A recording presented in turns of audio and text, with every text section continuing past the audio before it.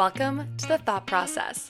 This is a space where I get to think out loud about ideas, life, and whatever I'm trying to understand in the moment. I don't always have answers here, just honest thoughts as they unfold. I'm really grateful you're here. So, let's dive in.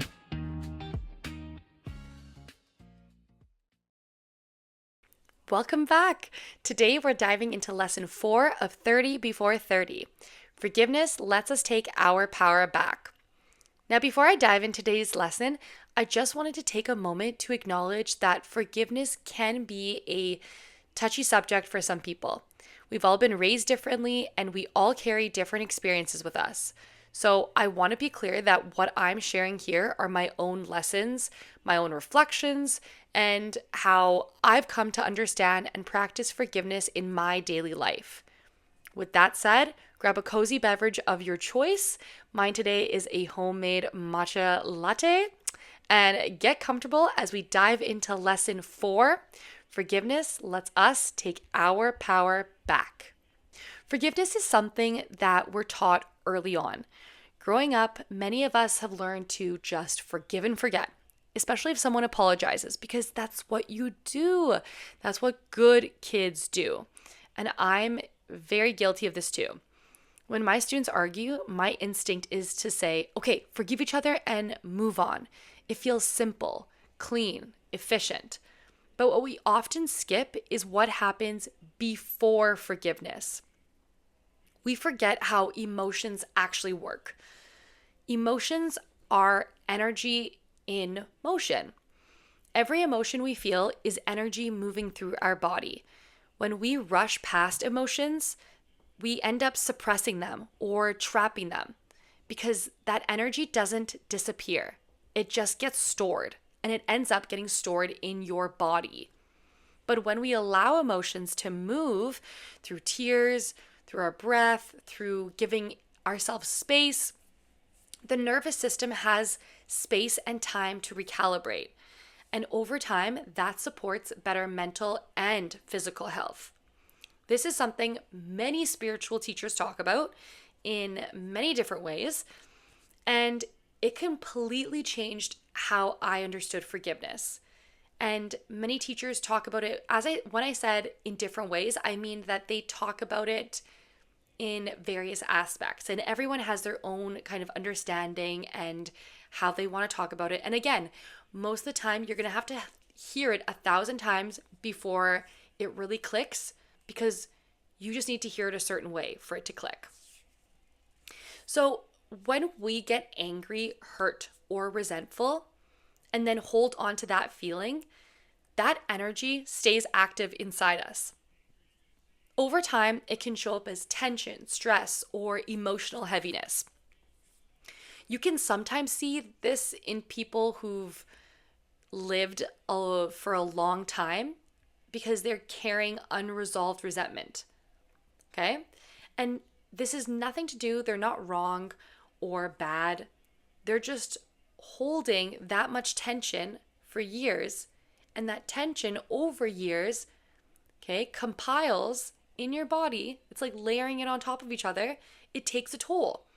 And this can often show up as rigidity, bitterness, chronic stress. I'm not saying always, but often enough that it's worth noticing. When I think about my students and how quickly we ask them to forgive someone who's hurt them, I realized something important. We're often asking for forgiveness before we've allowed the emotion to move through them. And that's where forgiveness gets misunderstood. When we say things like, I'll never forgive them, that's what we're often doing without realizing. It's staying energetically tied to that person. I think of not forgiving people as like an invisible cord. Okay? Or not forgiving, but like resentment. Resentment ends up becoming this invisible cord because you are forever attached to them. As long as the resentment stays, that cord stays connected. And that cord is quietly siphoning your energy. I think of it like having a bunch of apps running in the background of your phone. You don't notice them. You just always feel drained. Forgiveness is like closing the apps. not for anyone else, but so your energy can go where you actually want it to go. I love that metaphor because it gives your brain such a good visual to understand what resentment looks like in the body. And so when we hold onto grudges, it's almost like we're saying, here, just take my power. Not because we want to, but because we don't realize that's what's happening in our bodies. And the reason this matters so much is because that power doesn't just disappear. It's meant to be used somewhere else in our lives. Our energy is meant for creating, for healing, for building a life that feels aligned and expansive. When we stay stuck in resentment, we're not just holding on to pain, we're preventing that energy from moving into other areas of our lives where it could actually support us. Forgiveness isn't about letting someone off the hook. It's about freeing up the energy we need to grow, to feel lighter, and to move forward. Forgiveness isn't saying what happened was okay. I am not saying that at all. It's saying I'm done giving my power away. And that was the biggest shift I had in my 20s, was that when I forgave someone, I wasn't doing it for them. I'm doing it for my own sake, because you have these little filing cabinets in your brain. And these little filing cabinets, kind of like the cords that are attached, they're holding these files.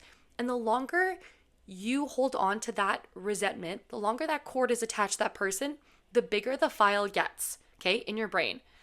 That's how much mental space you are taking to care about this person, even though they don't care about you. They're not thinking about you every day, but you are. They're not worrying about how you are, but you are, because you are holding on to that resentment for some reason that honestly probably would be better off just letting go. And don't worry, I'm going to get into that. So I learned this the hard way through my 20s because I gave my power away to relationships that really didn't deserve it. Simply because I held on to resentment. Those grudges didn't protect me. They kept me tethered. Everything began to shift when I found the practice of forgiveness, not in the traditional sense, but through the Hawaiian practice of ho'oponopono, not as a formal ritual, but as a way of releasing energetic ties. I heard about this practice probably 5 years ago, and since then, it has become such a game changer in the way that I see forgiveness. And I'm going to explain the practice to you. So the practice is often shared as a simple mantra. Okay? There's 4 parts to it. I'm sorry.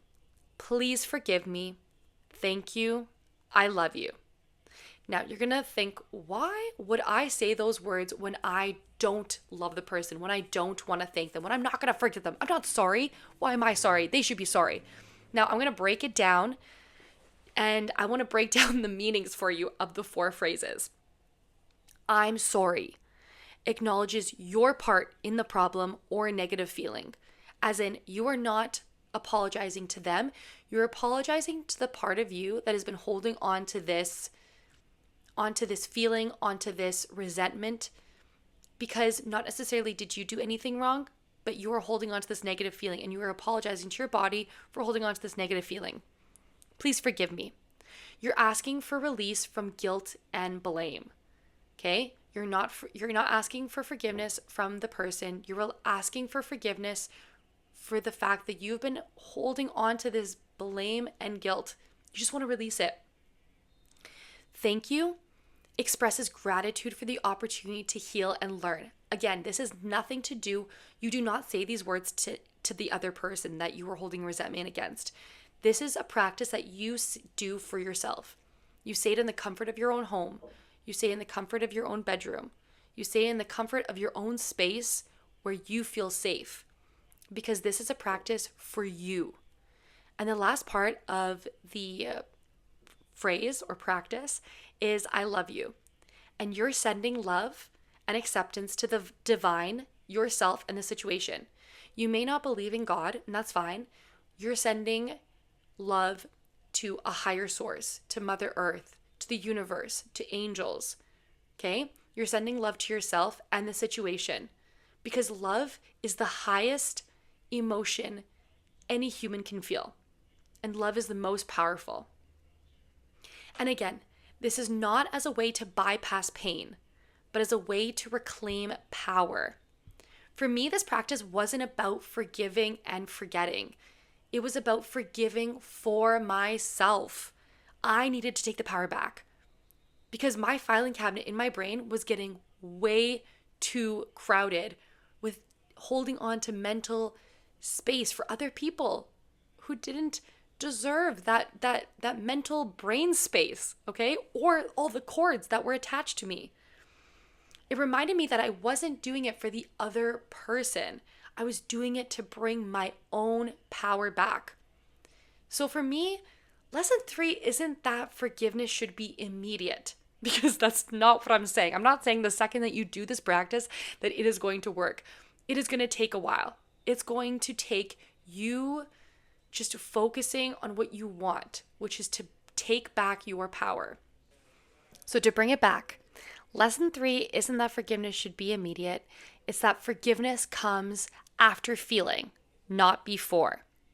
And when it's ready, it can be one of the most powerful ways we take ourselves back. Now, I'm going to leave you with this question. Reflect on it, journal on it, think about it. Where might you be holding on to something that no longer deserves your energy? All right. And that's all I've got for you today.